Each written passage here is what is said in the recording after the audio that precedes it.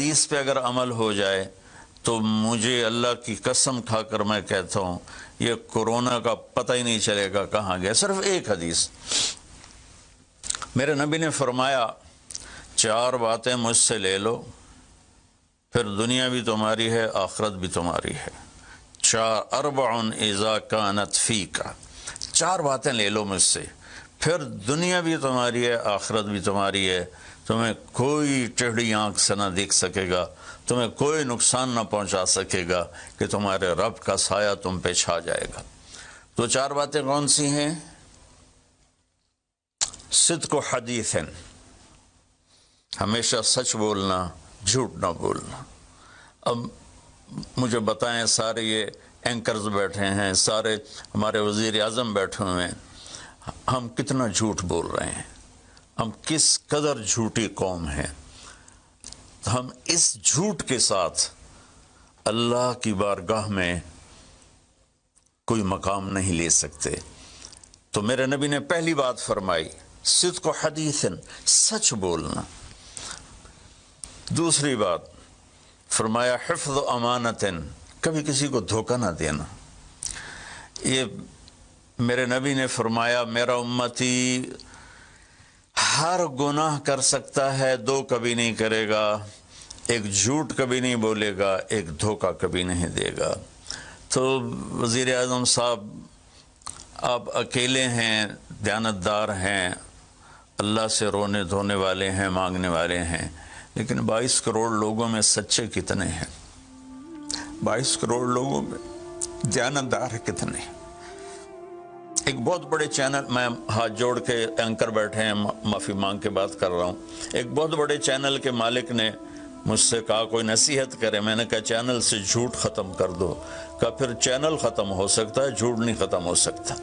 تو جہاں جس کو، یہ صرف پاکستان کی بات نہیں، پوری دنیا کا میڈیا جھوٹا ہے اور سب سے زیادہ جھوٹ بولا جاتا ہے، اور میرے رب کو، میرے نبی کو جھوٹ سے نفرت ہے۔ میرے نبی نے فرمایا پیاز کھا کے مسجد میں مت آؤ کہ فرشتوں کو تکلیف ہوتی ہے، بو ہوتی ہے، لیکن میرے نبی نے فرمایا جب کوئی مرد عورت جھوٹ بولتا ہے تو فرشتے اس کے منہ کی بدبو سے 3 میل دور بھاگ جاتے۔ تو جھوٹ اور خیانت کے ساتھ ہم کسی آفت کا مقابلہ نہیں کر سکتے۔ آپ نے فرمایا صدق و حدیث، حفظ و امانت، سچ بولنا چاہے جان چلی جائے، اور دھوکہ نہ دینا۔ مسلمان کسی کو دھوکہ نہیں دیتا ہے۔ تیسرا فرمایا حسن و خلیقت، اپنے اخلاق اچھے کرنا، اور اخلاق کا سب سے اونچا مقام حیا ہے۔ اب میں کیسے بات کروں؟ میرے دیش میں حیا کو کس نے تار تار کیا؟ میرے دیش کی بیٹیوں کو کون نچا رہا ہے؟ ان کے کپڑے لباس مختصر کون کروا رہا ہے؟ یہ کس کے گردن میں یہ گناہ ڈالوں؟ میں مجرم ہوں، میں نے اپنی قوم کو نہیں سمجھایا، میں اللہ سے معافی مانگتا ہوں۔ لیکن جب مسلمان کی بیٹی بے حیائی کی طرف چل پڑے اور نوجوان بے حیائی کی طرف چل پڑے تو اللہ کی رحمت، سب سے زیادہ عذاب قوم لوط پر آیا کہ وہ بے حیائی میں ساری باؤنڈریز کراس کر گئے تھے، تو اللہ تعالیٰ نے ان پر 5 عذاب بھیجے۔ 5، کسی قوم پہ 5 عذاب نہیں آئے، ایک ہی عذاب آتا تھا، ان پر 5 عذاب آئے۔ تو تیسری بات میرے نبی نے فرمائی ہے کہ حیا والے بنو، حیا والے بنو۔ لیکن میری نسل ہے، مجھ سے خان صاحب نے بات کی تھی پہلی دفعہ کہ میں چاہتا ہوں کہ میری یوتھ اللہ کے نبی کے ساتھ جڑے، چونکہ جو ہمارے کالج ہیں، ہماری یونیورسٹیز ہیں، ہمارے خاص طور پر جو یہ پرائیویٹ سکولز ہیں، یہ امت کو، نوجوانوں کو اللہ رسول سے کاٹ رہے ہیں۔ تو اللہ تعالیٰ یہ پہلا شخص ہے جس کے لیے میرے دل سے دعا نکلی جب اس نے کہا کہ میں نے آپ کو اس لیے بلایا ہے کہ میری قوم اپنے نبی کے ساتھ کیسے جڑ جائے۔ میں کیا بتاؤں، جب تک اس بے حیائی کو نہیں ہم روکتے، اور کوئی روک نہیں سکتا ہے، اندر سے نیت نہ ہو۔ سرنڈو ماڈل سکول میں میں نے میٹرک کیا ہے، ہمارے ایک وارڈن، میں ہاسٹل میں رہتا تھا، وہ آ گئے، نمازی تھے، انہوں نے نماز کی سختی کر دی، ہم بے وضو جا کے کھڑے ہو کر نماز پڑھ لیتے تھے۔ بے وضو، کیونکہ ڈنڈا انسان کو انسان نہیں بناتا ہے جب تک انسان اپنے من میں ڈوب کر پا جا سراغ زندگی۔ تو اگر میرا نہیں بنتا نہ بن، اپنا تو بن۔ یہ تو اپنے اندر دل دریا سمندروں ڈوگے کون دلان دیا جانے ہو، وچے بیڑے وچے جھیڑے وچے ونج مہانے ہو۔ میری قوم جھوٹ چھوڑ دے، میری قوم بددیانتی چھوڑ دے، میری قوم بے حیائی چھوڑ دے۔ وعفت فی تہمت، آخری بات میرے نبی نے کہا، اور رزق ہی امسا مغفور اللہ، جو صبح سے شام تک رزق حلال میں تھک جاتا ہے اس دن کے سارے گناہ معاف ہو جاتے۔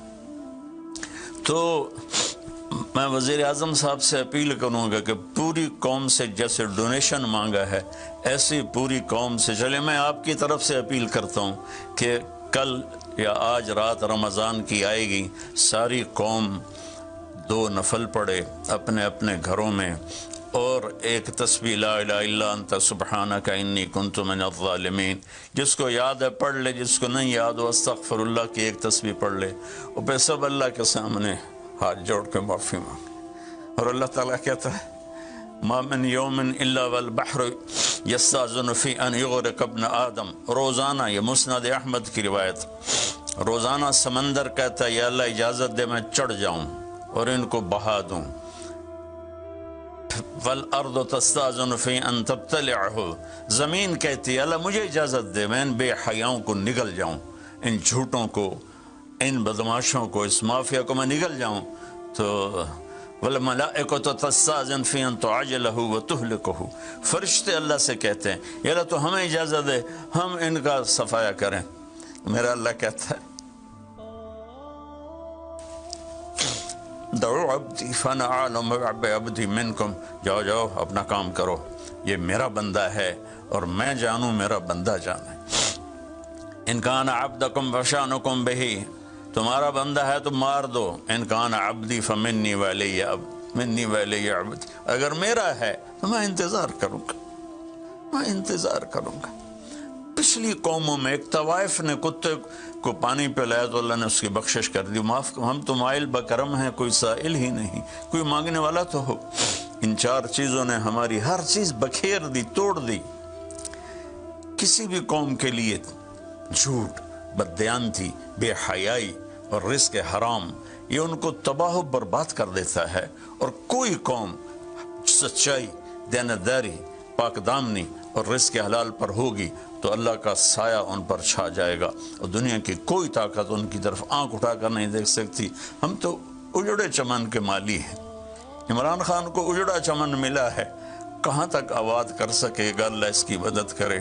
چمن کے تخت پر جس دم شہ گل کا تجمل تھا، ہزاروں بلبلیں تھی باغ میں، ایک شور تھا، غل تھا، کھلی جب آنکھ نرگس سی، نہ تھا جز خار کچھ باقی، بتاتا باغ مارو رو، یہاں غنچہ یہاں گل تھا، یہاں غنچہ یہاں گل تھا۔ ابھی عمران صاحب نے یرموک کی اور قادسیہ کی بات کی، کتنے تھے؟